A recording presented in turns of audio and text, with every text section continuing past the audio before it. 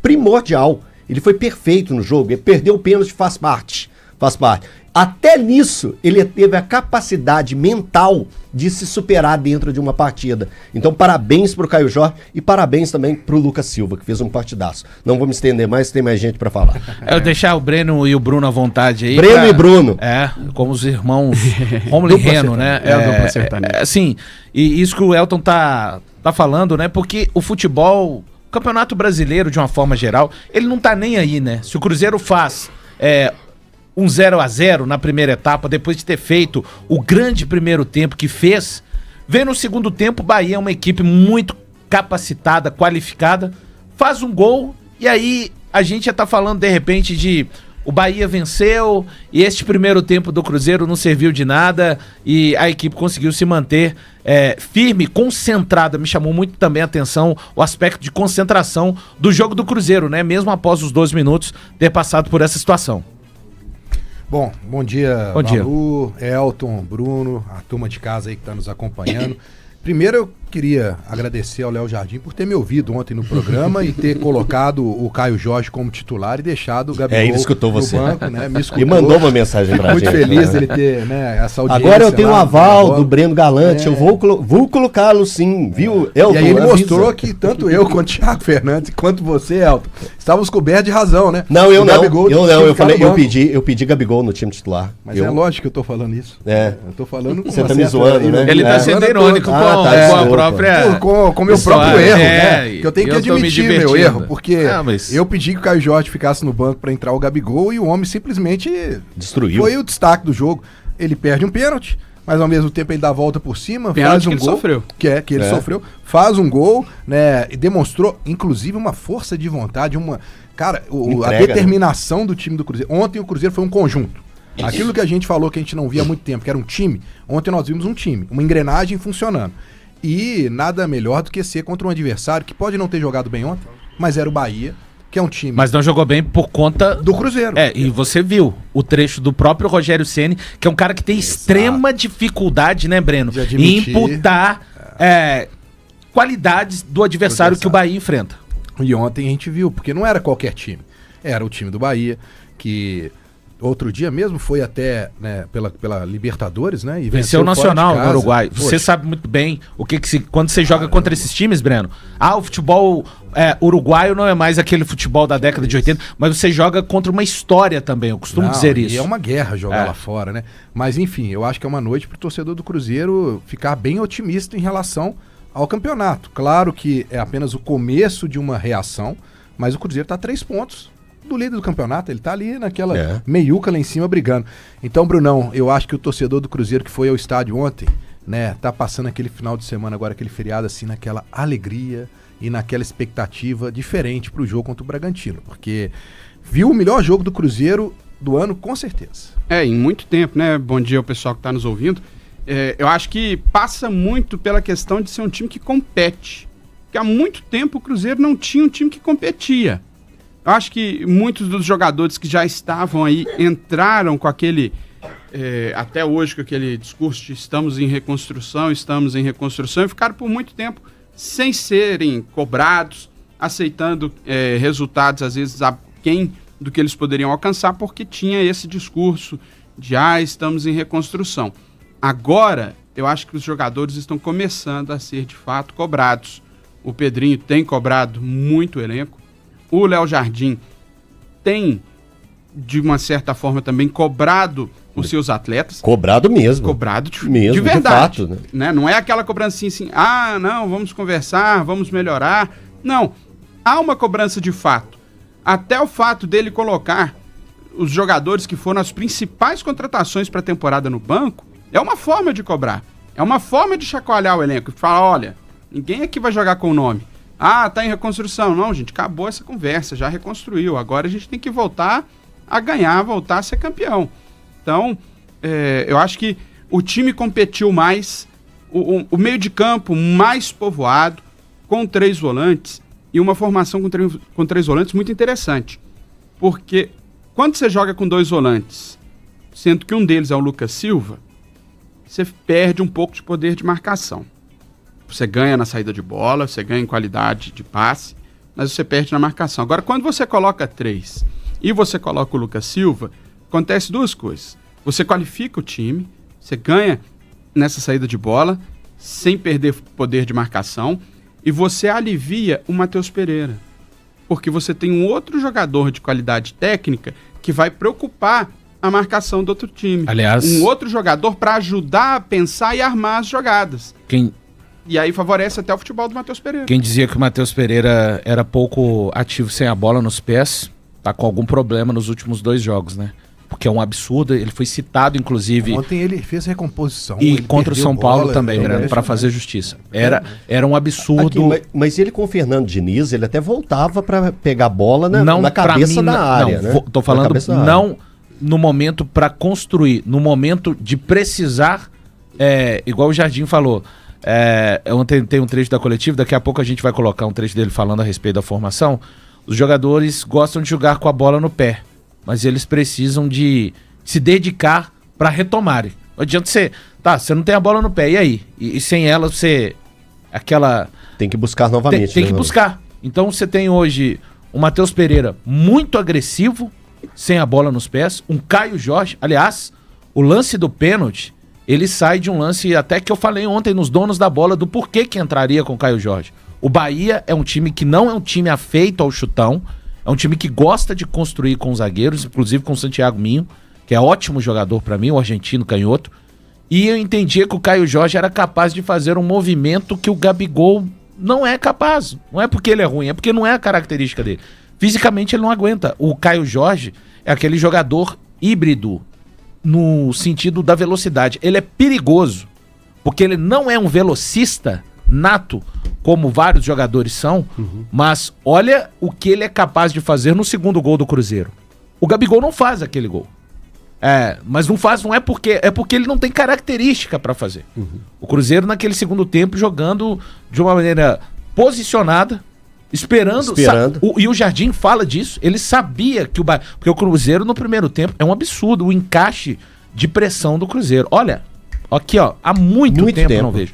Não é tipo, foi de um jeito uma pressão. Não, o Cruzeiro inclusive variou. O Cruzeiro fazia o seguinte em determinado momento.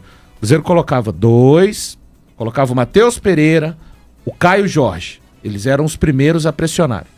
Logo, num segundo bloco, mas aqui bem pertinho, vinham o Wanderson e o Christian. Desta maneira, literalmente dividindo o campo do Bahia em 3 faixas. Então essa primeira faixa era ocupada por esses 2. A segunda, por esses 2, pelo Wanderson e pelo Christian. E a terceira, por Lucas Silva e Lucas Romero. Ficavam no meio campo, exatamente aqui no meio campo, ficava posicionada a última linha do Cruzeiro, exatamente no meio campo. Quem assistiu isso do campo viu claramente. Então isso aqui tem que ser bem coordenado para funcionar e tirar a bola, a saída de bola do Bahia. E outra variação foi a seguinte... inclusive o lance do pênalti foi uma marcação em cima, né?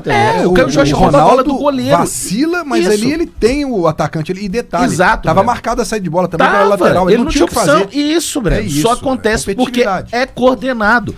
Cara, é um movimento como peças de um relógio. Se uma não funciona, compromete toda a engrenagem. E só pra falar outra pressão aqui que o Cruzeiro fazia, Wanderson, Matheus Pereira como falso 9, Caio Jorge... E aí vinha a linha da seguinte maneira. Lucas Silva, Romero e Christian. Cara, teve essa variação. Então o Bahia não sabia o que fazer.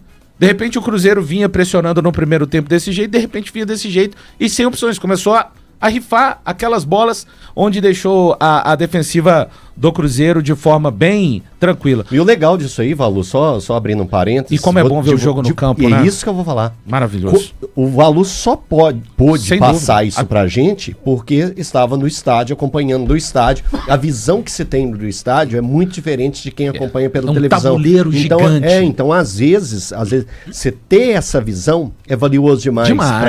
Até para explicar... Sim. Para o torcedor, que às vezes não tem a oportunidade de ir ao estádio, o estar lá é muito importante. Gente, e dava para ver, toda vez que a câmera mostrava o Rogério no banco, ele pegava a pranchetinha dele, ficava mexendo assim, ele estava tentando entender e achar um jeito de conseguir sair dessa pressão do Cruzeiro, de conseguir agredir o Cruzeiro de alguma forma, porque mesmo nas bolas que o Bahia conseguiu finalizar no gol e que o Cássio fez defesas, não foram defesas de grande dificuldade, né? Foram aquelas bolas cabeceada fraca em cima do goleiro, um chute travado. Então, assim, você via que realmente o Rogério estava assim, em dificuldades. Ele olhava e falava, pô, e aí, e agora? Como é que eu vou fazer? Como que eu vou sair dessa dificuldade? Eu até acho que a troca do goleiro do Bahia, né, que o Ronaldo acabou se lesionando. Você zicou. Você zicou. Na hora que o rapaz entrou lá, você zicou. Aqui, pode dar uma lida aqui no pessoal aqui? Eu avisei ontem, pode rapidinho, só porque eu avisei ontem. Eu falei, olha, claro. O Cruzeiro tá demorando para aproveitar o Marcos Felipe, porque fraco. Vamos lá, dicas e outros. Meu nome é Isaac, sou daqui de Lagoa Santa e vou dizer, ano passado o melhor meio-campo do Cruzeiro era Romero e Lucas Silva. Os dois se completam, não tem jeito. Gullit, o Christian tem feito a função do Robinho na época do Mano. Não é bem um volante, é um meia de criação pelo lado direito, exato, com menos velocidade, que ajuda na recomposição. Canal 97, ontem parecia um time europeu contra um sul-americano, outro nível, outro tempo de bola, outra intensidade, mais sorte, mais fôlego. Vencer, eu não sei, mas é assim que se compete, realmente. É isso, não é sobre pra competir ganhar no futebol. Cara, é isso. Se o Cruzeiro perder, claro, assim, vai acontecer, mas com a atitude de ontem, cara, o torcedor reconhece. O torcedor não aguenta, é um time modorrento em campo, parecendo, cara, todo mundo quis.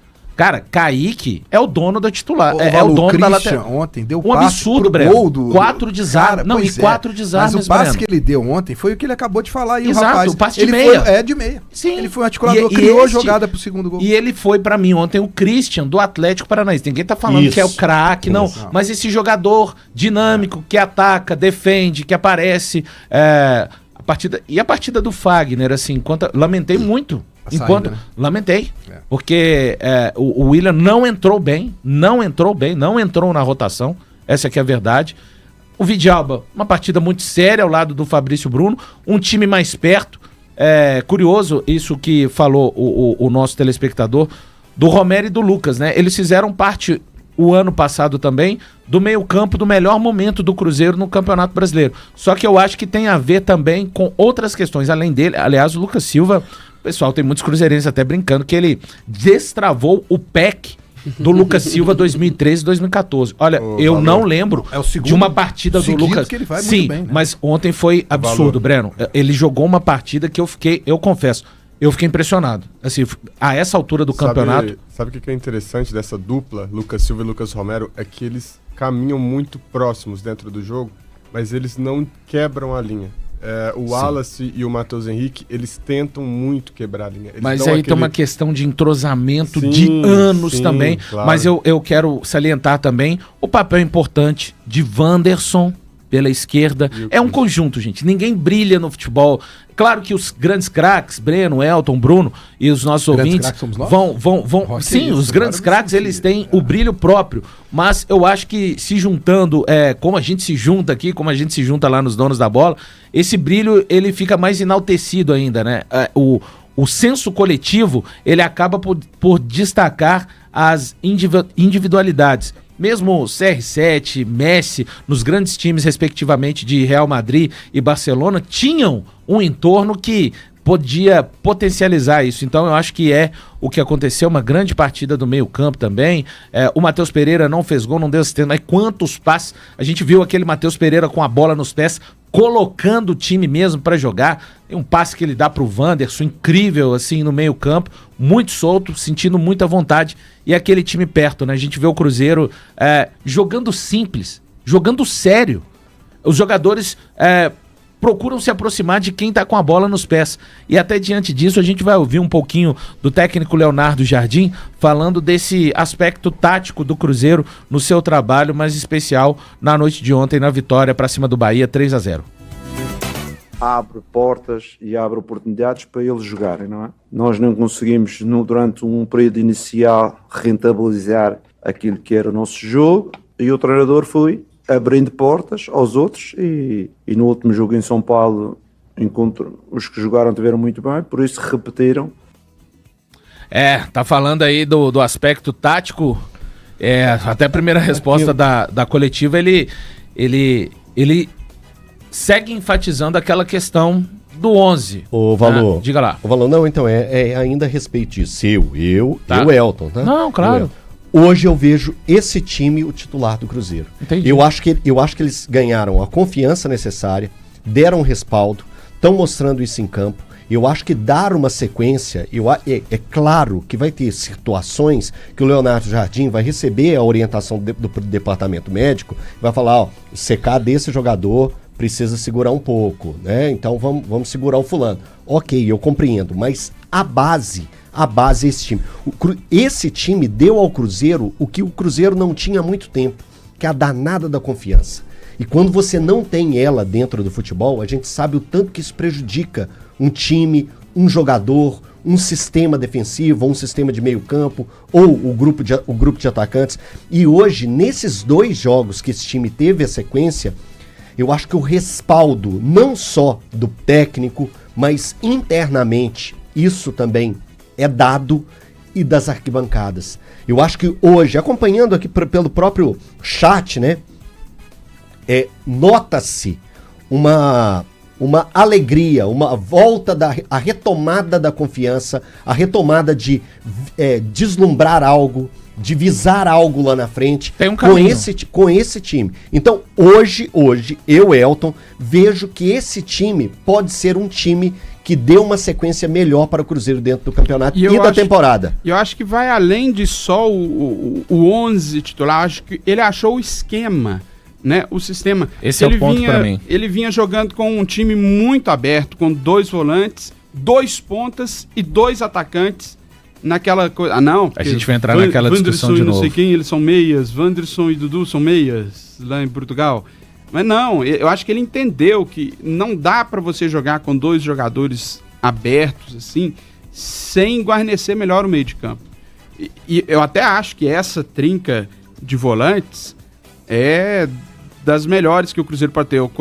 Quando o Matheus Henrique estiver disponível, eu colocaria ele no lugar do Christian.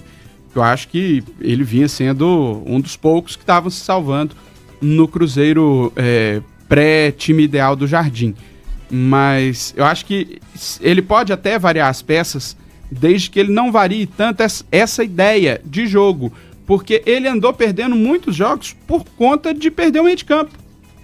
Ele não povoava o meio de campo, e aí o meio de campo ficava aquela coisa espaçada, os adversários tinham muita liberdade para trabalhar no meio de campo, a defesa ficava desguarnecida. E um outro cara que eu acho que a gente podia destacar muito, que eu acho que ele deu muita segurança, principalmente na saída de bola, foi o Djalma. O Djalma ontem fez uma partida irretocável e essa questão da segurança, o Cássio uma hora recuaram a bola para ele muito na fogueira, o Cássio conseguiu... Com toque de primeira ele achava uma solução. E conseguiu dar a bola ali porque o Djalma se posicionava de uma forma que o Cássio sempre ia ter uma Ficava opção... confortável, né, Bruno? E aí o Cássio escorava, o Djalma pegava e acalmava o jogo, pegava e vamos trabalhar essa bola. Então, assim, acho que ele foi muito importante, né?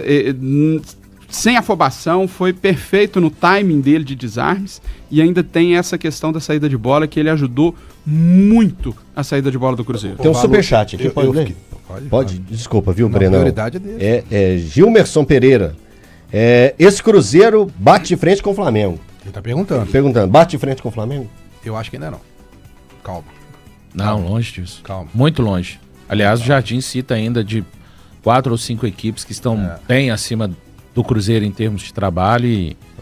Gilmerson Pereira, esse Cruzeiro, ele colocou parte, mas bate de frente com o Flamengo. O trabalho lá do Felipe Luiz já tem uma sequência, ele já foi campeão de Copa do Brasil, ele tem um estofo maior, o Cruzeiro tá se acertando. Mais um pra você aí responder ele, ó. Daniel Andrade, Caio Jorge tá com sangue no olho, dá pra perceber pelas entrevistas. Mas e o Gabigol? Como será? Gabigol não faria o segundo e nem o terceiro. Mas teria convertido o pênalti. Esse não faria, eu acho que é muito assim, não sei. Não dá pra cravar. Não dá pra cravar, mas eu ia comentar justamente isso. Eu tô surpreso com o Leonardo Jardim, sério. Primeiro assim, ele colocou que ele precisava de 2 meses para poder arrumar o time do Cruzeiro. Isso no futebol brasileiro é algo assim, quase surreal, porque o torcedor ele é muito imediatista. Mas ele tinha razão. Ele tá mostrando isso, ele tá começando a conhecer. Você falou a questão do meio de campo, mas ele tinha que conhecer melhor o que ele tinha nas mãos, a questão física. E ontem, quando ele vira e fala, eu sou o comandante de tudo, isso me chamou muita atenção. A fala... A gente tem essa sonora? Ah, tem? Então já vamos então com legal. ela, Então aproveitando o gancho Desculpa pular do aí, grande... então, Não, ótimo gancho. Você fez a chamada. Vai lá. Em relação à parte física, claro que a gente tem desenvolvido um conceito diferente daquilo que estava estipulado no clube. O líder da parte física da equipa sou eu. Física, técnica, tática, psicológica, essas coisas todas. Claro que temos staff para trabalhar, mas o líder de todas essas áreas sou eu, tudo da minha responsabilidade para o bem e para o mal, não é? O interessante é o seguinte, mas ele tá falando isso, mas a gente também tem que salientar o seguinte. Interpretar. O Pedrinho deu todo o aval, né, todo o suporte para que ele possa chegar e falar isso numa entrevista. E isso que ele falou, você falou aqui agora em off, é muito pesado. Sim, muito forte. Mas ele não desabonou. De jeito nenhum. Por exemplo, eu tenho o Breno do staff físico, da fisiologia e o Bruno da técnica. Mas todos reportam a ele. Mas ele, de uma maneira que ele oriente o trabalho. E a gente já falava isso aqui em outras situações que... Lembra que eu falava que era o perfil dele? Ele tem um perfil muito parecido com o Luiz Castro. Sim, mas ele permite que... Ele não é agora... pode ir embora o cara da fisiologia, eu mando tudo aqui, não. A gente tem que saber interpretar aí também, mas é uma fala importante, né, Elton? Muito importante, muito importante.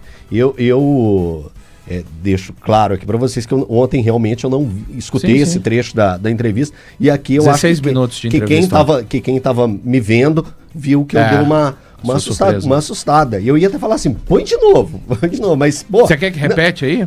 Pode repetir? Não? Pode repetir? Eu acho que é interessante. Tudo, sim. Não. Preste atenção mais uma vez. Eu acho que é para todo mundo prestar atenção.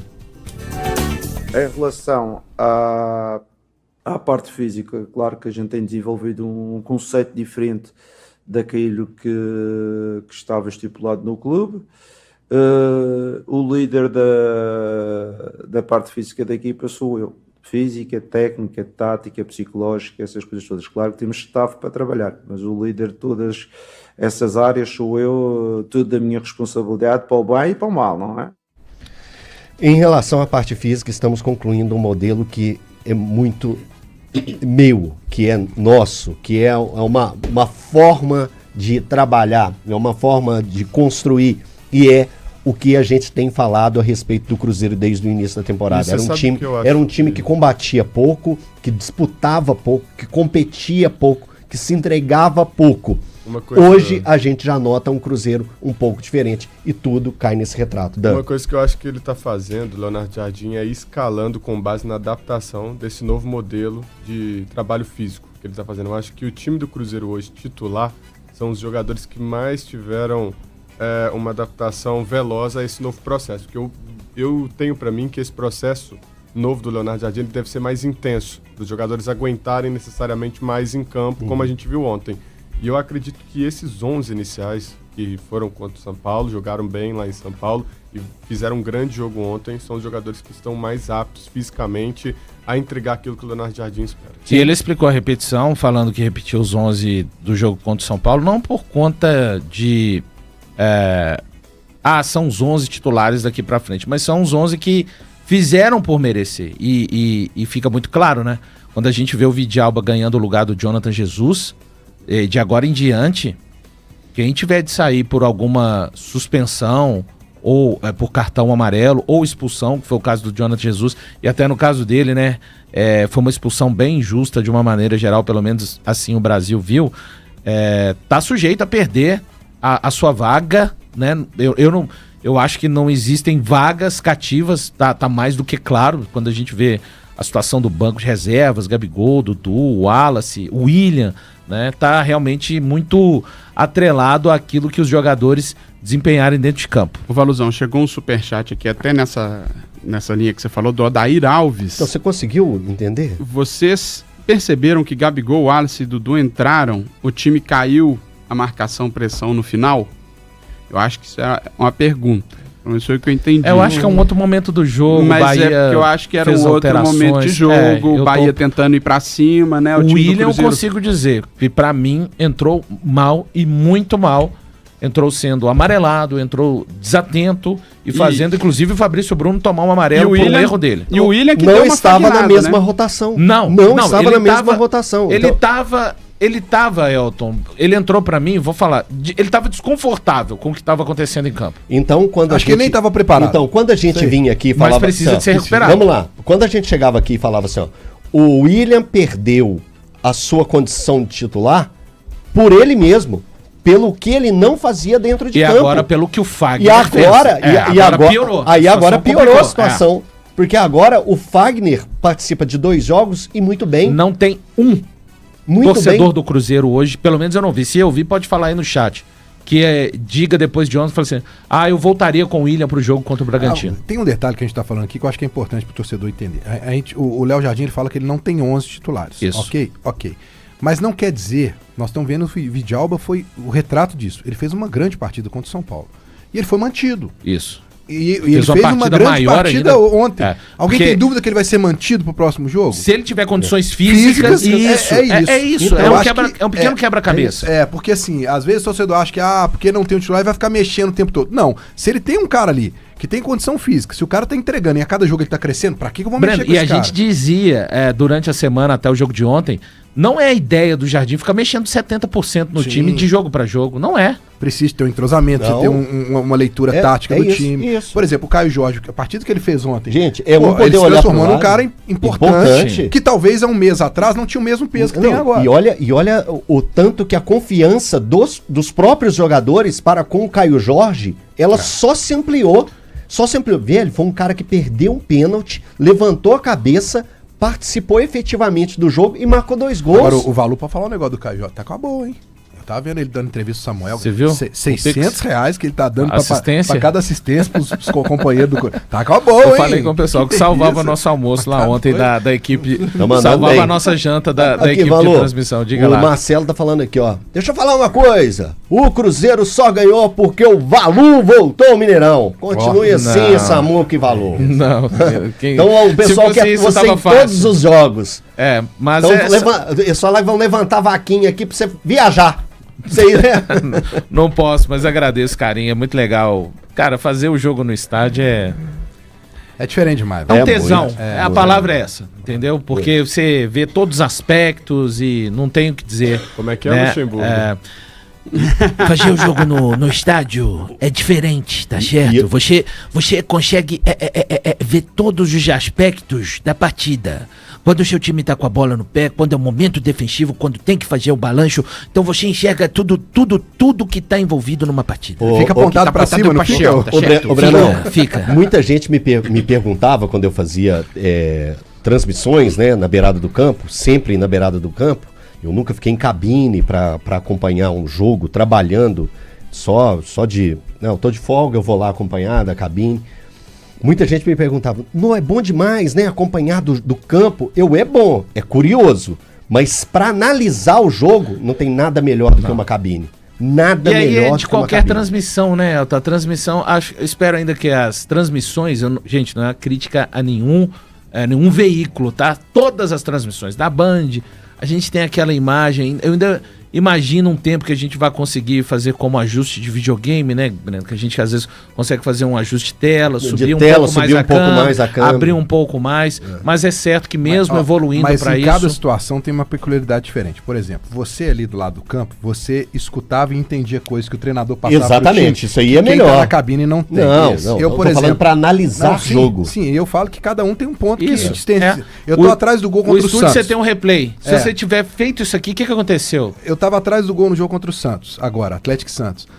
Eu vejo nitidamente toda hora, eu escuto o Everson falar pra defesa e posicionar a defesa. Escuto a discussão dos jogadores em campo. Aí eu começo a ter uma leitura diferente de alguns pontos do que tá acontecendo, da preocupação deles. Mas em contrapartida eu não tenho a visão geral do campo que você tem lá de cima. Exatamente. Aqui, só para o valor fatorar ali pra gente, eu vou ler o superchat do Lucas Furtado. Esse é o mesmo Lucas Silva contra o Atlético no primeiro jogo da Arena MRV e contra o Grêmio em 2023. Mesmo futebol, sempre defendi o cara. E vamos admitir, ele é o segundo armador. Christian complementa bem demais. O Christian complementa bem demais. Teve um momento ali no segundo tempo, o Cruzeiro já vencia por 3-0. O Bahia subiu a pressão no Cruzeiro, o Cruzeiro saiu de uma forma assim, tão fácil, mas fácil não é porque foi fácil, mas essa questão dos jogadores estarem perto, eu acho que o Lucas, um dos grandes destaques da carreira do Lucas sempre foi a capacidade de ser um volante com bom passe. E um volante com bom passe quer dizer que ele tem que ficar dando passe de 30 metros toda hora. Ele é aquele cara, no lance do gol mesmo do Romero, ele tá com a bola no pé, rapidamente ele toca pro lado. É aquele cara que encontra uma solução, às vezes, ágil e pra frente. Ou então, se não der pra jogar pra frente, eu converso muito com o Fabrício, que foi volante do Cruzeiro. Sim. Ele fala, Valu, o volante tem que pensar sempre no passe pra frente. Não importa, seja 1 metro pra frente, mas pra frente. Na pior das hipóteses, pro lado. Voltar a bola pra trás tem que ser a última opção. Então, um cara que jogou na posição falando disso, e pra mim é uma das qualidades, Lucas, mas pra isso você precisa de ter peças que sejam uma opção. O Cruzeiro é um time que teve a capacidade de jogar no primeiro tempo impondo ao seu adversário uma marcação alta, e no segundo tempo jogou em transição. As duas a gente tem que destacar. O aspecto físico é fundamental para você jogar das duas. Quanto tempo o torcedor do Cruzeiro não via um time em transição, em velocidade, com capacidade de surpreender um Bahia que é extremamente físico. Acho que é impossível questionar a qualidade física do Bahia, técnica. Os laterais tiveram missão muito difícil. O Kaique teve, de um lado, o Cauli, que é um jogador que, se perguntarem pra mim, eu vou buscar ontem na Bahia pra fazer parte do elenco muito bom do Cruzeiro. Depois teve o Ademir e o Fagner teve o Pulga. O Eric Pulga que tá assim. Voando, né? Então, tá incomodando, viu? Bastante. Uma pulguinha. Mas ontem a Pulga não conseguiu incomodar. Foi dia do cachorro ontem. Só lembrar que o Bahia não perdia 12 jogos. Última derrota dia 1º de março.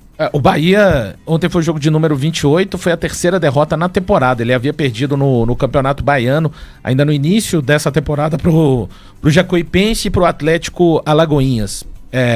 Seguindo aqui, eu tenho um recado importante agora, que é a FBR Incorporadora